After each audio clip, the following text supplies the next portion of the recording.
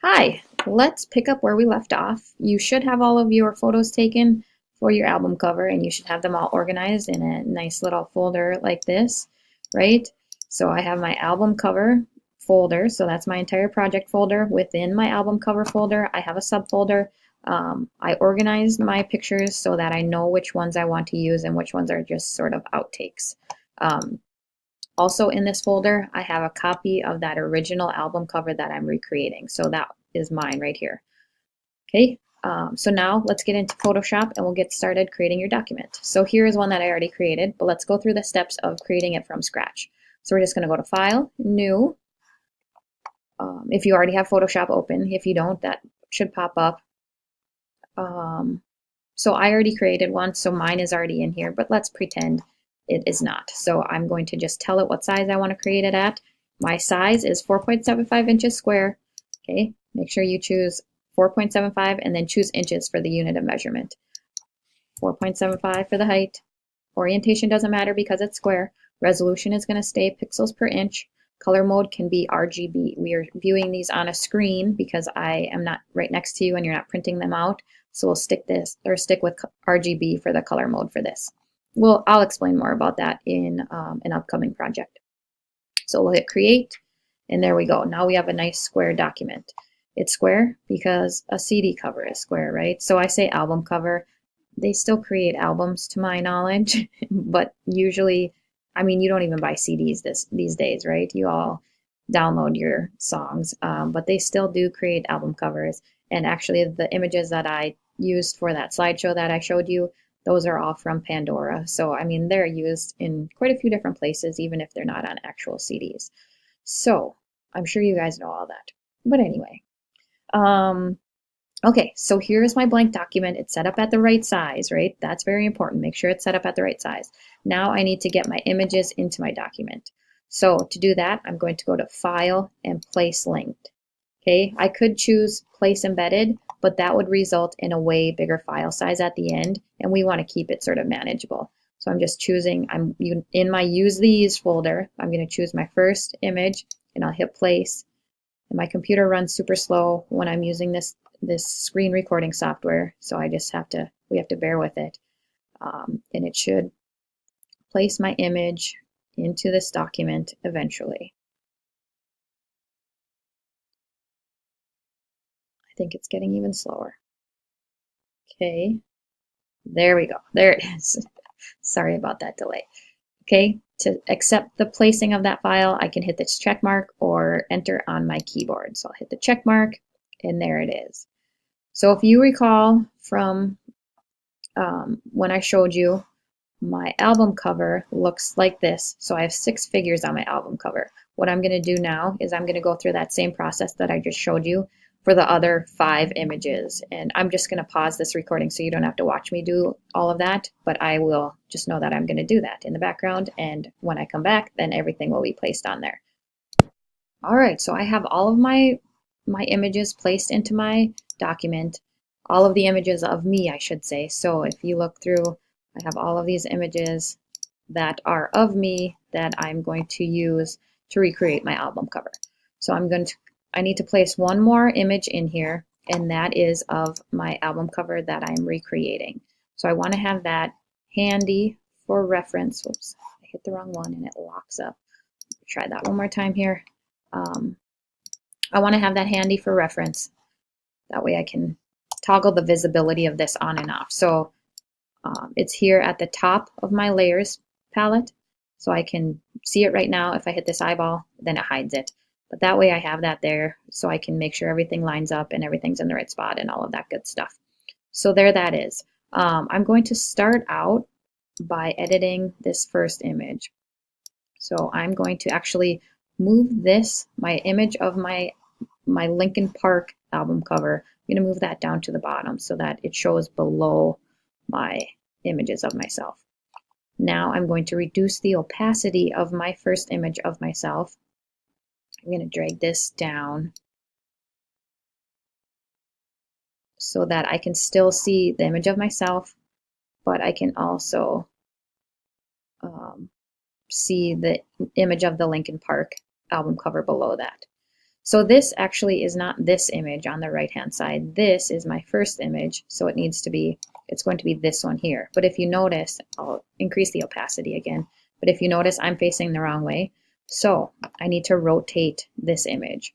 So instead of going to image, that's where every time I swear I look for it here.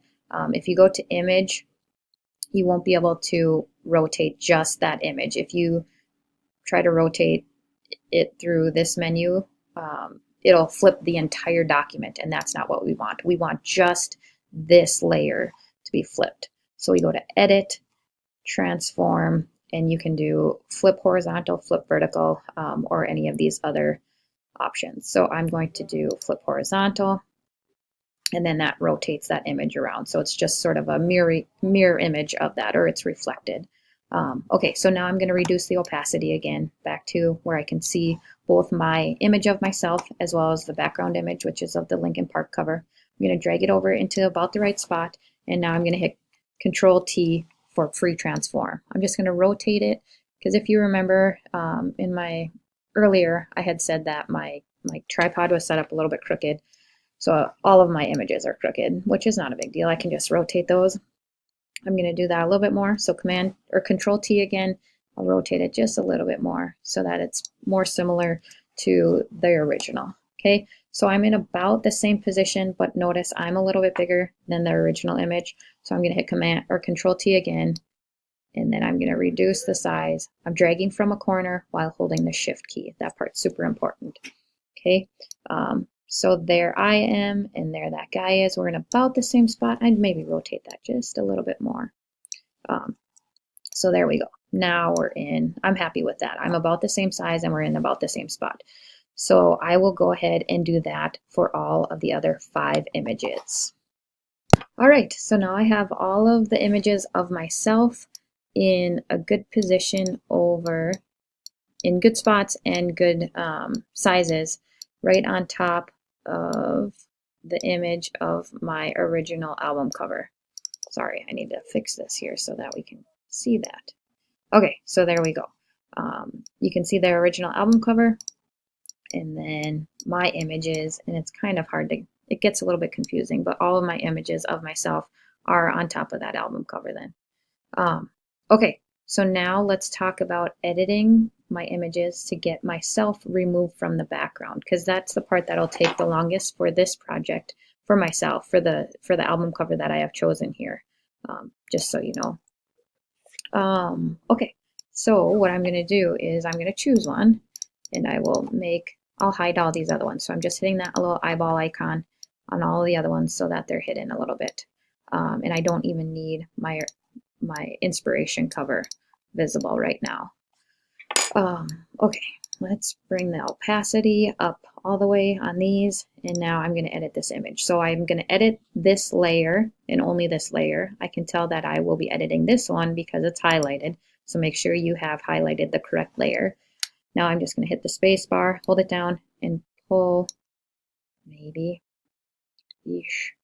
Computer's so slow. Try it again. No. Okay. We'll zoom in, and then we'll try it. There we go. Okay, so what I'm going to do is I'm going to choose my selection tool that I think would work the best for this. So what I need to do is select the image of me and remove that from the background. So we're going to mask out the background. So the selection tool that you use is up to you. One of the, I would say maybe magnetic lasso tool or even quick selection tool might work. Those probably would be the ones that I would first choose. I can come back in and sort of clean up my selection. You know, if I start with these and it's not perfect, then I can come back and fix that if I need to. But I'll use the magnetic lasso tool. So I am just dragging a selection around myself. It gets a little bit hard when there isn't a really defined change in value. Like if you noticed around my shoes there, my shoes were really dark and the background was really dark, but I can come back in and fix that. So there I am. I look really tall, by the way. I'm not tall, so it makes me happy when I look tall. But anyway, okay, so now I'm just going to hit this button right down here. So add layer mask. And boom, there I am. I am removed from my background. And again, that's not perfect, but I can edit that. So you can go ahead and do that with any of the images that you need to. I won't do all of that right now. I'm going to show you how to edit this mask a little bit though. So right now I'm on the layer that contains my image. So this part is my image, this part is my layer mask. I'm going to edit my layer mask. So I need to make sure that I see that white box around the layer mask. And now I can edit that using just my paintbrush tool. I could still use my selection tools if I want to, but sometimes some of this stuff is a little bit easier with the paintbrush tool. So if I want to hide anything, I go over it with a black paintbrush. If I want to reveal something, I go over it with a white paintbrush. And I'll show you what happens here. So I have a black paintbrush, I went over it and it hit it, right? I'm just going to undo that by hitting Command or Control Z. If I want to reveal something, I switch my color to white, and you can get to black and white just by hitting this little icon right here. So black and white, those are the default ones. Or if you have, you can rotate between foreground and background using those, just so you know. And now if I go over things with my white paintbrush, I reveal things that were previously hidden. And you can kind of see how that looks in your layer mask. So if I add another one over here, you can see how it added that visibility on that portion of my image. I'm going to step back a couple steps, just hit Control Z, and there we go. So my selection wasn't too awful, like I don't think that's terrible, but I would come back in and edit it up just a little bit just to clean up some of these little straggly edges. I would take more time if I were working on this, on my own time where I'm not trying to show you guys how to do it. So I'd fix everything. These shoes I would definitely fix. So we're seeing my one shoe behind the other shoe, and that makes everything a little bit confusing. So I can edit that up a little bit. That probably looks even worse, but actually you might not see my shoes in my final edited image. But there's that. So I would do the same thing with all of my images of myself, and I've actually worked ahead just a little bit. And here we go. So I went through and I created layer masks for all of those layers, and I edited my images. So now I remove myself from the background. Okay, so my images were a little bit too light. So what I did is I added an adjustment layer. So let's go back to that last one that I was just working on. So you can see this kind of from scratch. So the one that I just did was this one, right? So you saw me through that process. I'm just going to zoom in here. You can see that I'm seeing some of the green from the green screen, and I don't want that. I'm just going to go to adjustments, and I'm going to choose brightness and contrast. I want to reduce the brightness. Okay. And now I'm going to increase the contrast, so I lose all of the definition in there, and that's exactly what I want. And I'm actually going to want to apply that to all of those images because I want all of the images of myself to be basically silhouettes. So this part gets a little bit complicated, so if you can't do this, ask me specifically and I can help you with it. But right now, it's applying that adjustment layer to everything below it, which is good. That's what I want. Okay, so if I turn on all of these, anything below where I have this adjustment layer, it would affect all of those below that. So again, I hope that's not that confusing.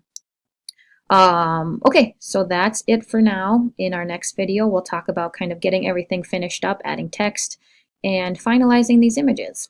All right, have fun. Good luck.